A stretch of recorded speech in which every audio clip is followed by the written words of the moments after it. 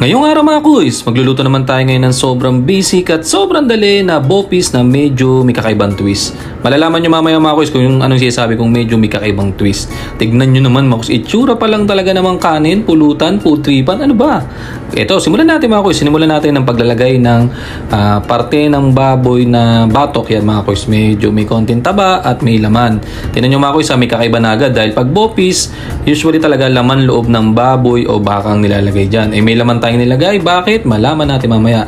Naglagay tayo dyan ng sibuyas na puti at bawang. Pinagsabay na natin yan mga kuys. Halo lang tayo ng halo dyan. Inuna lang talaga natin yung laman na yun. Pero pag bopis kasi medyo gusto ko medyo may matitigas-tigas yung part mga kuys. Yun yung gusto. Ayoko ng sobrang lambot.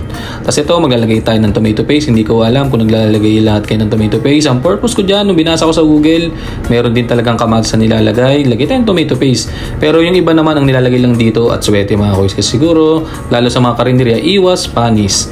Kasi ito yung baga na sinasabi ko mga kuys. Ang nabili ko kasi baga lang, wala siyang lalamunan, wala siyang puso, at lapay at kidney, mga ganun mga kuys. So naisipan ko talaga na maglagay ng ibang part.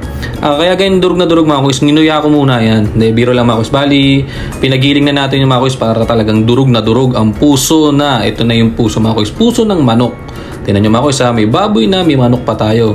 Kasi talaga gusto ko talaga pag sa bopis talaga may puso at yung ibang part. Naglagay tayo ng suka dyan. Matik yan bopis, may suka dapat yan mga kuys. Yung ibang nakikita ko mga kuys, sa Pampanga nung nakatikim ako ng bopis, talagang puti lang talaga yung kulay. Kasi di sila naglalagay ng swete, di sila naglalagay ng tomato paste. Talagang ang lasa lang talaga niya. Lasang maasim-asim na maalat-alat. Ganun mga kuys. Tayo naglagay lang tayo ng tomato paste. Pampakulay lang ng konti. Naglagay tayo ng organic na pork cubes, tas konting organic na patis. Sa daming version ng bopis mga kuys, pa-comment na lang kung ano yung talagang mga version nyo ng bopis, kung tagasan kayo. Para naman mga kuys, minsan matry din natin yung version nyo. Kasi itong version na ito mga kuys, version ni QuizTube to kasi gawang invento. Biro mo, may laman ng baboy, puso ng manok, tsaka yung pinakabaga lang talaga ng bopis. Pero masarap talaga mga kuys. Alam mo pinapaborito pag sa bopis, yung lalamunan, yung kala mo siya plastic na makunat, yun yung masarap mga kuys. Gusto ko talaga yung ganun, medyo may kunat-kunat.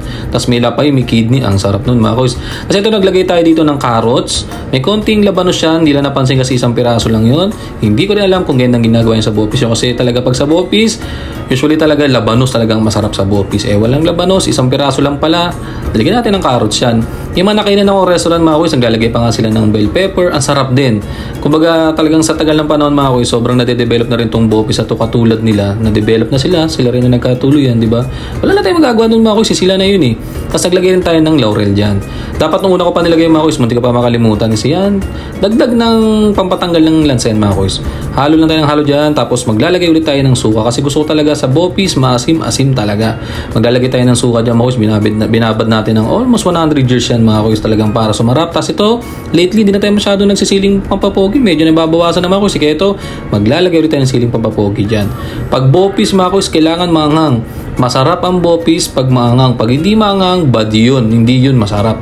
And mga kuys nakaluto na naman tayo ng sobrang basic at sobrang dali na bopis na sobrang sarap at sobrang kulit na kung anong pinaglalagay natin. Yan mga kuys, tara kain. Salamat!